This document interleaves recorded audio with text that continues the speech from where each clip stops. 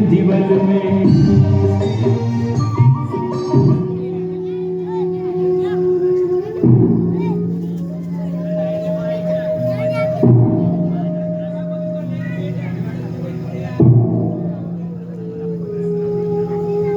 लंकेश्वर की जय हो। क्या है महाराज, शत्रु का एक दूत आया है। उसका कहना है कि वो एक ऐसा प्रस्ताव लाया है जिससे युद्ध करने की आवश्यकता नहीं पड़ेगी और लंका में शांति बनी रहेगी। शांति का प्रस्ताव आया है। युद्ध से पहले ही शांति दूत भेज दिया। अभी तो हमारी चंद्रहास की चमक तुमने देखी नहीं, पहले ही डर गए।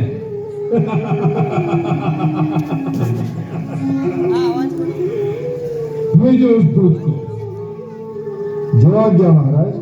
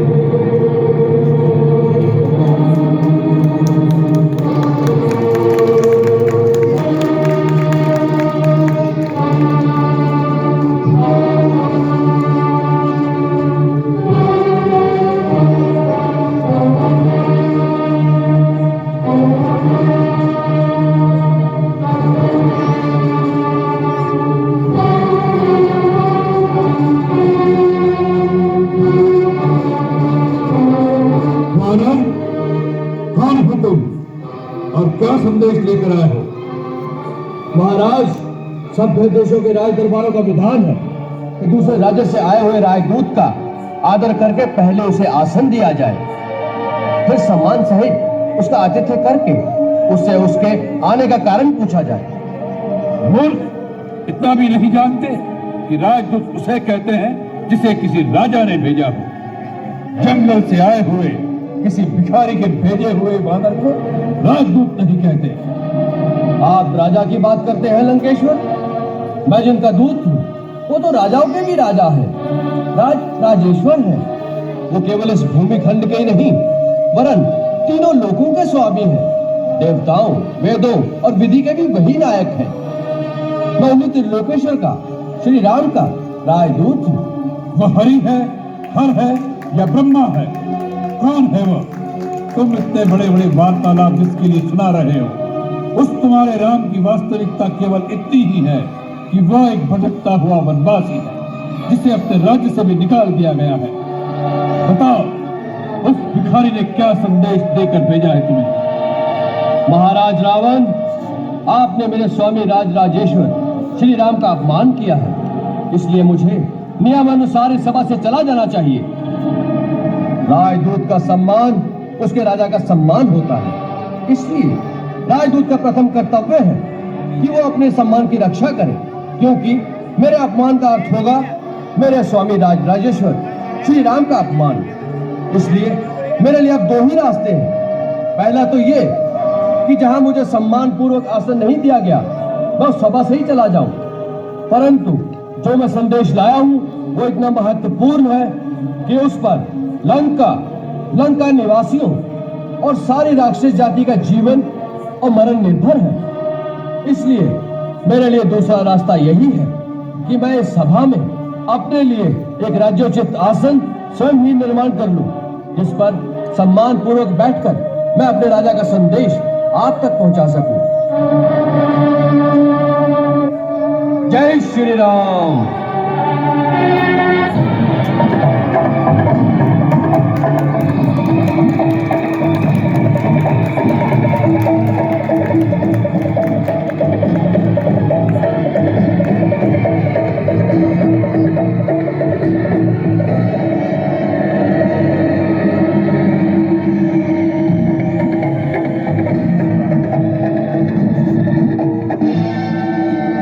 जय श्री राम।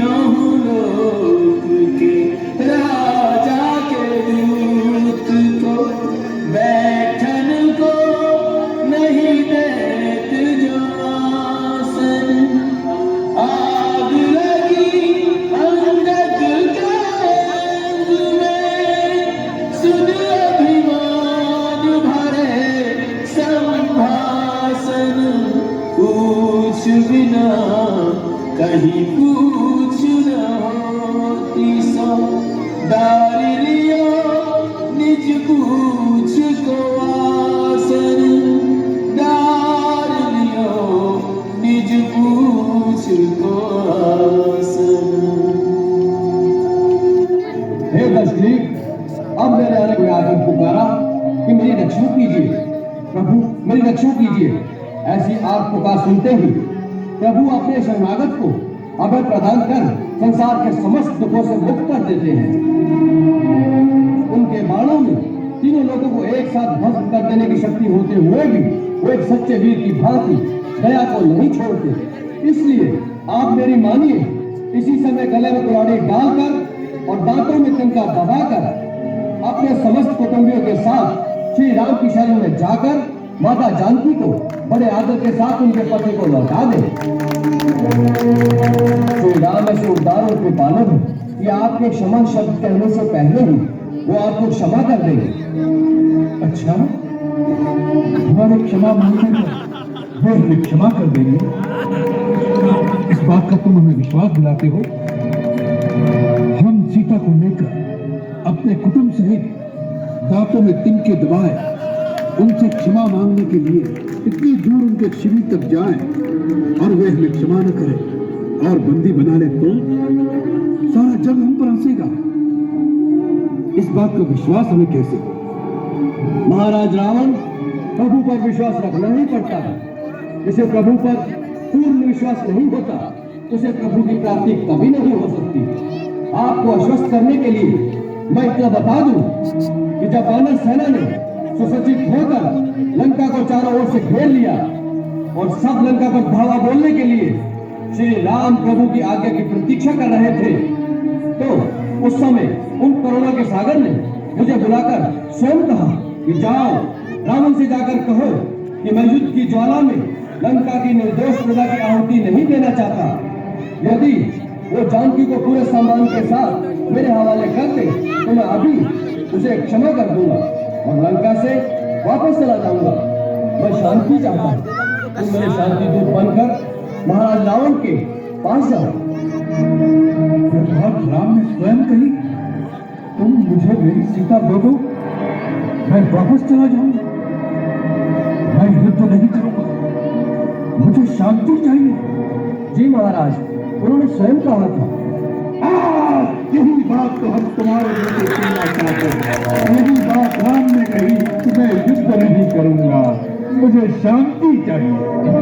मूर्ख, इस बात में तुझे राम की करुणा दिखाई दी, उसका भय दिखाई नहीं दिया कि रण क्षेत्र में रावण के सामने आने के विचार से उस धनुर्धारी के हाथ पांव कांपने लगे। जिसकी प्रिय पत्नी को कोई हर के ले गया हो, उस शत्रु के लिए इतने महीनों से उसके रक्त में प्रतिशोध की कोई ज्वाला नहीं होती, तो फिर वो क्षत्रिय का रक्त नहीं। वो तेरा परम वीर जो भिखारियों की भांति हमसे सीता की भीख मांग रहा है, उससे जाकर कह दो कि सीता कोई भिक्षा में देने वाली वस्तु नहीं है। ऐसे अनमोल रत्नों को अपने बाहुबल से जीतना पड़ता है। माता सीता को उन्होंने अपने बाहुबल से ही जीता था। महाराज, शायद आप भूल गए कि वो शिव धनुष जिसे श्री राम प्रभु ने तिनके की भांति उठाकर तोड़ दिया था, उसी धनुष पर अपने बाहुबल की परीक्षा करने कभी आप भी गए थे और सुना है वो आपसे उठाया भी नहीं गया था। प्रतिशोध वीरता की निशानी नहीं होता और कायर में शत्रु को क्षमा करने का साहस नहीं होता। इन दंत कथाओं में क्या रखा है मूर्ख वानर? तुमने कहा था तुम्हारे पिता हमारे मित्र थे, परंतु अपने कुल का परिचय नहीं दिया तुमने। महाराज, देवराज इंद्र के पुत्र महाराज बाली का मैं पुत्र हूँ। मेरा नाम अंगद है। मैंने ऐसी भी दंत कथा सुनी है कि मेरे पिता महाराज बाली ने एक बार रावण नाम के किसी प्राणी को अपनी पूंछ में बांधकर कई पर्वतों पर घूमते रहे थे। ये वही बाली है जिन्होंने अमृत मंथन के समय समुद्र को मथने में सहायता की थी। तुम वानरराज बाली के पुत्र हो, उनकी हमारी तो मित्रता भी समझी। हमें यह देखकर अत्यंत दुख हो रहा है कि ऐसे महाबली के पुत्र होकर एक तुच्छ नर के तुम दूत बनकर कितनी प्रसन्नता दिखा रहे हो। जो तुम्हारे पिता का हत्यारा है उसके पीछे सेवकों की भांति हाथ जोड़कर चल रहे हो। तुमने अपने वंश को लज्जित कर दिया है अंगद।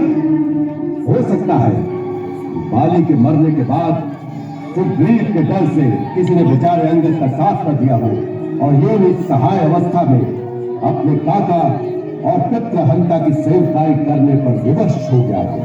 यदि यही बात है तो हमारे होते हुए तुम अपने आप को निस्सहाय मत समझो।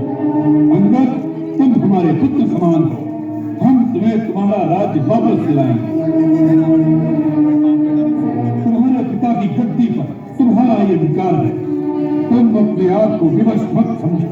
अपने हृदय में प्रतिशोध की ज्वाला को बुझने मत। तुम राम के विश्वसनीय हो। उसका लाभ था अकेले में चुपचाप उसका वध करके अपने पिता की हत्या का बदला ले लो। यही एक वीर पुत्र का कर्तव्य है।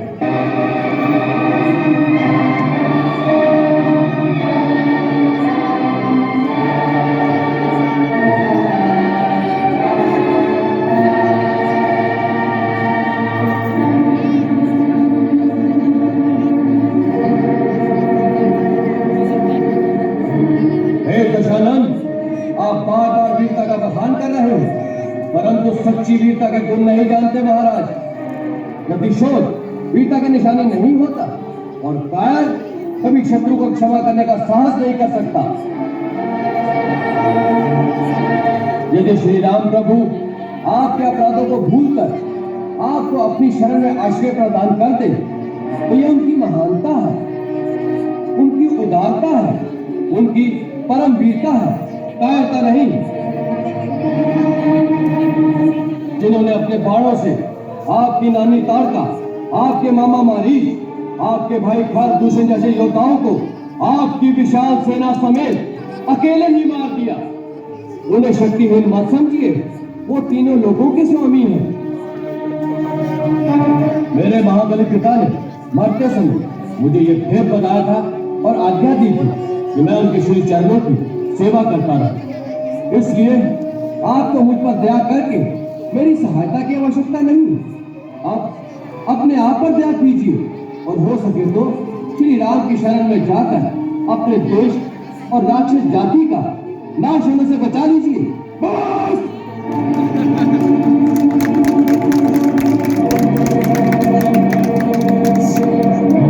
बहुत हो चुका ये गुनाह। मतिमंद, तूने रावण की शक्तियों को नहीं पहचाना। हमारा हाथ खड़क की ओर जाता है तो आकाश में लोकपाल भय से कांपते। जिन भुजाओं ने स्वयं कैलाश को उठा लिया था, उन भुजाओं के फड़कने मात्र से देवता, गांधर्व और नक्षत्र भी भय से सांस रोक लेते हैं। तुम्हारी सेना में ऐसा एक योद्धा तो बताओ जिसके साथ युद्ध करने में रावण को आनंद मिले। आपने सत्य कहा, हमारी सेना में ऐसा कोई नहीं जो आपसे लड़ने में शोभा पाए। नीति कहती है कि प्रीति और बैर बराबर वालों से ही करना उचित है। आप जैसा पापी, कामी, किसी लोलू तो छुपकर धोखे से पराई स्त्री को चुराता फिरे, ऐसे नीच के साथ युद्ध करके किसकी शोभा बढ़ेगी? तुम दूध बनकर आए हो, इसलिए कुछ भी कहो, हमारे हाथों बचे रहो। दूध की भी कुछ मर्यादा होती है। यदि रावण के सामने सीमा से आगे बढ़ा तो यही तेरा शेष प्रलाप होगा। अब आगे, यदि तुझे रावण की सहायता नहीं चाहिए तो उसके क्रोध से डरो। रावण रावण कितनी बार इस नाम को दोहराएंगे महाराज? मैं ये जानना चाहता हूँ कि जगत में कितने रावण हैं। मैंने कितने रावणों के नाम अपने कानों से सुन रखे हैं। महाराज, इनमें से आप कौन से रावण हैं? एक रावण तो मैंने सुना है कि वो राजा बाली को जीतने पाताल में गया था। वहां बच्चों ने उसे घुड़साल में बांधकर बहुत पीटा था। तब बाली ने ही उसे दया करके छुड़वा दिया। और एक रावण के विषय में मैंने सुना है कि सहस्त्रबाहु ने एक जंतु की भांति कीड़ा समझकर पकड़ लिया था। तब पुलस्त मुनि ने उसे छुड़वा लिया था। एक और रावण की बात कहने में संकोच लगता है, क्योंकि कहती हैं मेरे पिताश्री उसे अपनी काख में दबाकर अपनी पूजा करते रहे।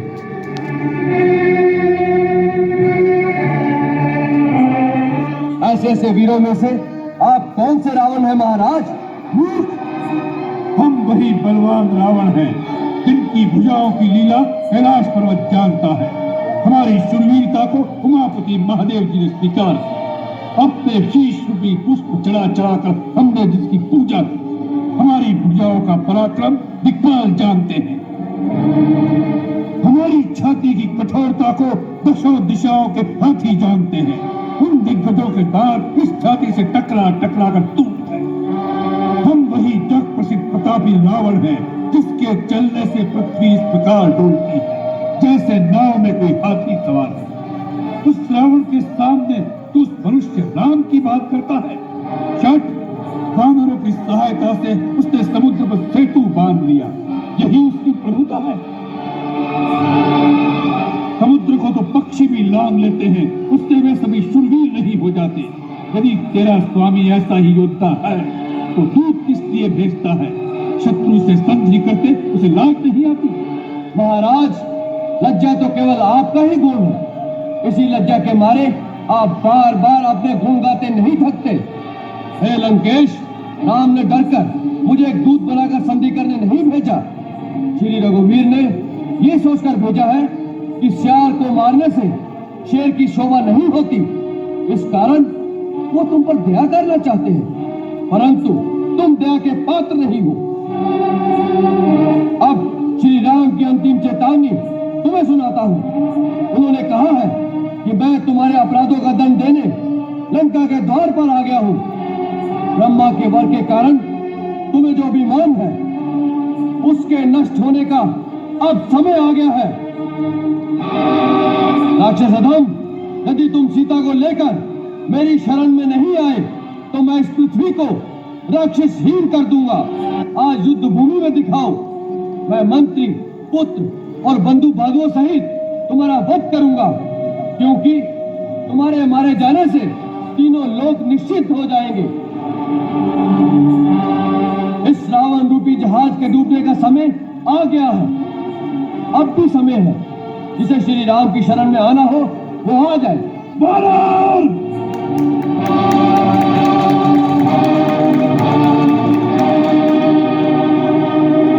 अब इसने अपने जीने का अधिकार खो दिया।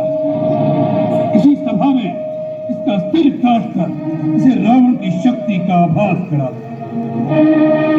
आज्ञा का पालन हो।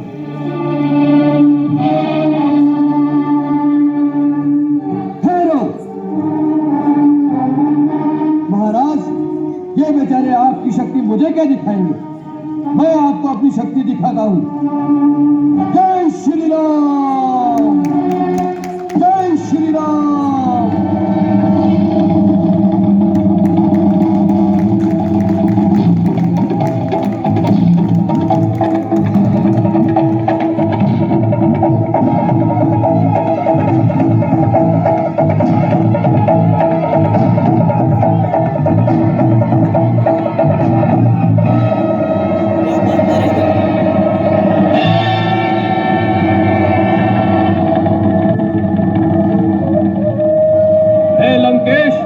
यदि आपको अपने योद्धाओं की शक्ति पर बड़ा मान है तो मैं श्री राम की ओर से आपके समस्त योद्धाओं को चुनौती देता हूं। मैं अपना पैर आपके इस दरबार में जमा देता हूं। यदि आपका कोई योद्धा इस पैर को धरती से उठा सके तो मैं अपने स्वामी की ओर से ये वचन देता हूं कि वो अपनी हार मानकर इस लंका से वापिस चले जाएंगे। जय श्री राम।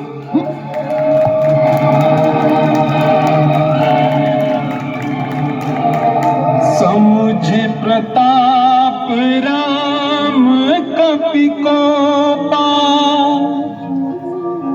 सभा माज पन कर पद रोपा। जो मम चरण सकसी सठ टारी, फिरहि सीता मैं हारी।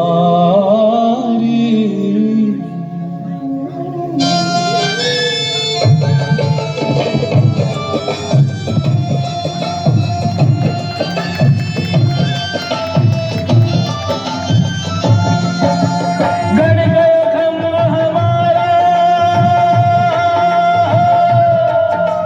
गड़ गए खम्भ हमारा, हिम्मत हो तो या है उखारो, अंगद बीच सभा में था।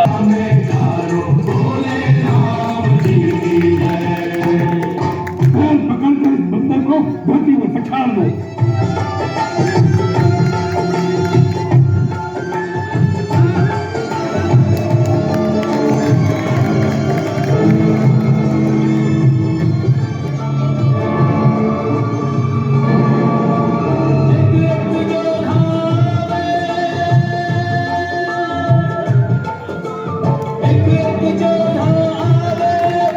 सारी शक्ति लगावे, अब नहीं डिगे तीर मुस्कावे, बोले राम जी की जय।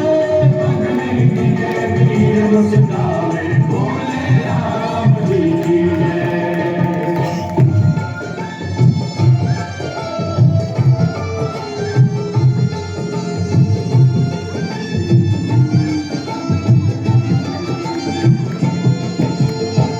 इंद्रजीत आदिक बलवाना, हर्ष उठे जहि तेरी भजनाना। सत्य नहीं डोले जैसे सत्यवंती नारी को, मन नहीं जिगे जैसे साधु ब्रह्मचारी को। अटल विश्वास जैसे प्रभु के पुजारी को, पग है अटल यो अंगद बलधारी को। सभा अचंभित सारी, ओ सभा अचंभित सारी, ऐसो नहीं देखो प्रणहारी, या तो राम भरोसो भारी, बोले राम जी की जय। या तो राम भरोसो भारी, बोले राम जी की जय। बोले राम जी की जय, बोले राम जी की जय, बोले राम जी की जय।